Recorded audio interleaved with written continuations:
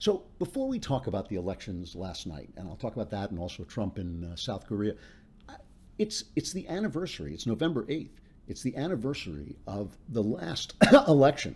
So I think it would be a good thing to go back in time and remember, like revisit all the people who are telling you what the election means today and what's going to happen in 2018. I think it's just an important thing that we remember who they all were. So we'll listen to everybody predicting what's going to happen in this election. This is cut number 11. Which Republican candidate has the best chance of winning the general election? Of the declared ones, right now, Donald Trump. Now President Obama weighing in, saying yet again that he does not believe that Donald Trump can end up winning this election. Can you imagine Donald Trump standing up one day and delivering a State of the Union address? Well, I can imagine it in a Saturday night skit. Mr. Trump will not be president. I don't see how he can win. So Donald Trump will lose, and he will then destroy the Republican Party. Can Donald Trump win a general election? My view is no. You're never going to be president of the United States by insulting your way to the presidency. Let's see, I'm at 42 and you're at 3, so far I'm doing better. Doesn't matter. Well, I can't find a single Republican. I talked to probably 12 Republican senators yesterday or their representatives. I couldn't find a single one who now thinks they're going to win. So these are the same people, exact same people who are telling you today what's going to happen in 2018. I mean, this was like the day before Trump was elected, and we can't play that without remembering 1 year ago today the absolutely delicious moment when the press got the news that their world had turned upside down. This next cut. Because we're going to be and we're going to have to live with it. You're awake, by the way. You're not having a terrible, terrible dream. Also, you're not dead and you haven't gone to hell. This is your life now. This is our election now. This is us. This is our country. This is a different Earth today than it was 24 hours ago. It's a different place. It just is different. The woman who President Obama called the most qualified person ever to run for the White House couldn't break through. The question remains, who can? Deeper concerns tonight that the world's shining light of democracy has gone dark. Decency lost last night. And that's what's so hurtful about this. This was a white lash. This was a white lash against a changing country. It was a white lash against a black president in part. And that's the part where the pain comes. I kind of push back against the advancement of African Americans, of Hispanics, of women, of Muslim Americans. It is a mourning moment for those people, and it is a moment filled with fear. You know, this is why you have to subscribe for a year to the Daily Wire. It's a lousy $100.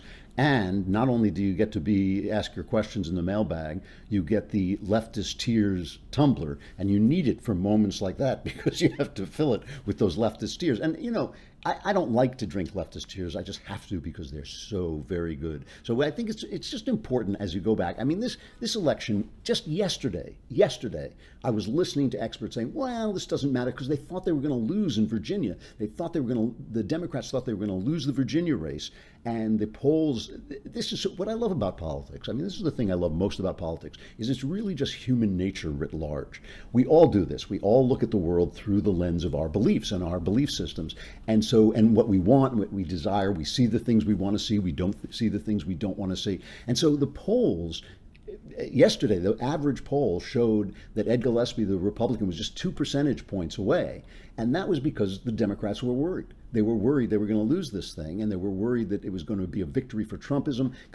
Gillespie, you know, the thing is, with Trumpism, I'm not even sure what Trumpism is. I don't even know what it means. I mean, it kind of just means being belligerent in a lot of ways. Although Donald Trump has been an amazingly conservative guy, far more conservative than I thought he was going to be. A couple of things that he hasn't been conservative about. The health care thing, I think if he had just stuck to repeal the Obamacare bill, it might be gone by now. But he was, you know, he has that Democrat streak in him that wants everybody to have government health care.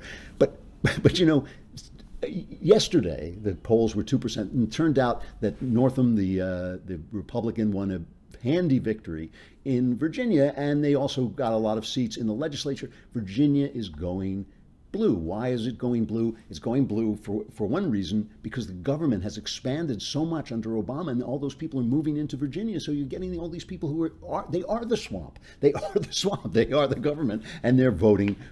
They're voting the blue state people in. But now that it turns out that what was obviously going to happen happened, suddenly it's a referendum on Trump. It's a rebuke to Trump, and I don't know. The guy, Gillespie, never really brought Trump into it. They said he was being Trumpian. I don't know what that means. I guess he was talking about, immigration and things like that. They were arguing over sanctuary cities, which don't exist in Virginia. There are no sanctuary cities in Virginia. So I guess there was some kind of sense of was this going to work? When Northam won, he gave this speech. Basically, now that he had won, now that he was safely won, he's flinging this back into what he thinks is the Trump coalition's face. Here's his speech. Virginia has told us to end the divisiveness, that we will not condone hatred and bigotry, and to end the politics that have torn this country apart.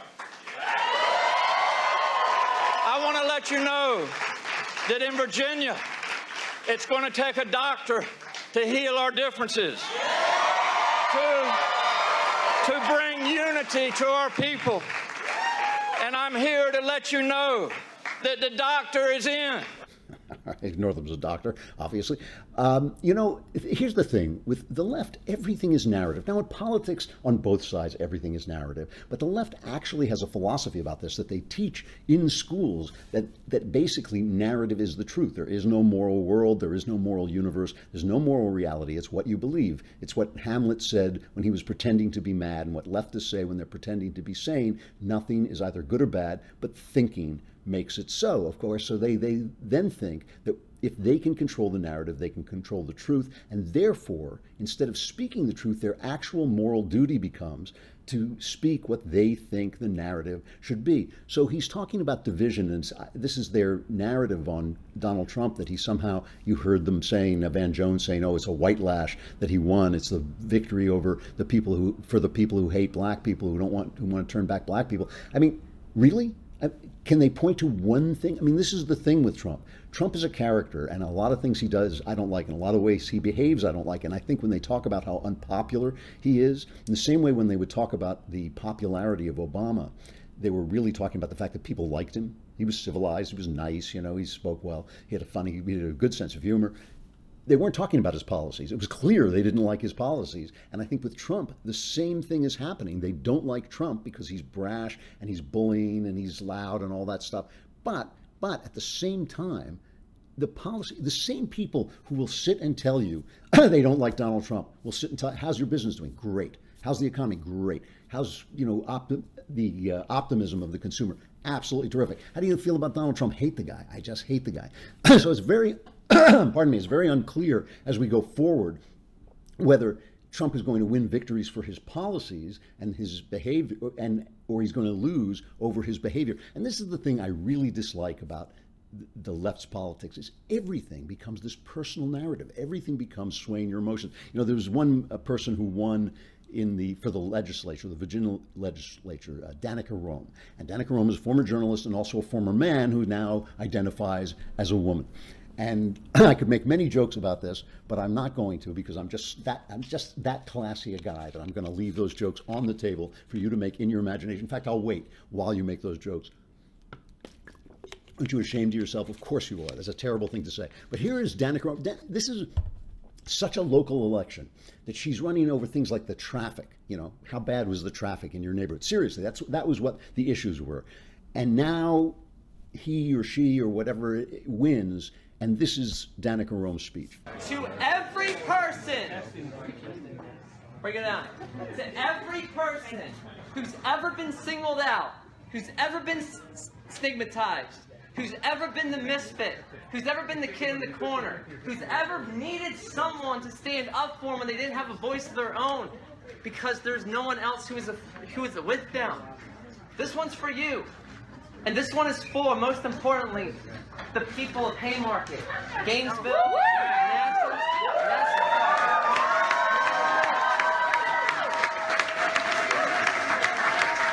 I mean, really? Who cares? Fix the traffic. Fix the traffic. Nobody cares about your sex life. Nobody cares. You know, it's just like, just try not to chase anybody around. The biggest problem we have in politics is these guys chasing the pages around. You know, just try not to do that and fix the traffic. Who cares? It is just that everything is a civil rights issue, that every weirdo or oddball getting elected is some new, breakthrough in civil rights. It's this narrative that the world is filled with oppression. And I really don't think in America people are very oppressed. I just don't think they are. I think they feel bad about themselves, and I think there are people who dislike them, and it's hard to live in that society. But, you know, this is not a victory for anybody except unless they fix the traffic. Now, I have to say that it was a good narrative because he was running, or she was running, against a guy who was, a big, he had put forward a bathroom bill, keep transgenders out of bathrooms. He called himself the chief homophobe in Virginia. So it was a very, there was a very black and white narrative there. But still, all of this stuff is about narrative. Speaking of narrative and how the left is always desperate to control it because they actually think they're controlling reality, not just electoral reality, because it is true if they can get you to believe certain things, they can get you to vote in certain ways. But those policies, as they found out in Detroit and every other city Democrats run, those policies still won't work. They can't change that reality no matter what they get you to believe. So, the other day, Donna Brazile, I just want to remind you, as we go forward, Trump is unpopular.